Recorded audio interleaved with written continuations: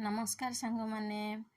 आज मु बनाऊँगी सजना फूलर गोटे बढ़िया रेसिपी से सजना फूल को 15-20 मिनिट हलदी पानी रे भिजाई देती तापर या साधा पानी रे भल भाव धोई नेली तापर पियाज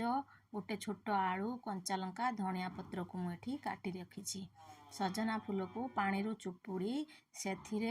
काटी रखि आलू पियाज धनिया पत्र कंचा लंका गोटा जीरा धनिया पाउडर लंका पाउडर अल्प हलदी टेस्ट अकॉर्डिंग लूण 2-3 चामच बेसन गोटे चामच कॉर्नफ्लोर पाउडर दे भल भाव मिक्स करनेली आपण माने यहाँ चाउल चूना दे मिक्स करि पारिबे। तापरे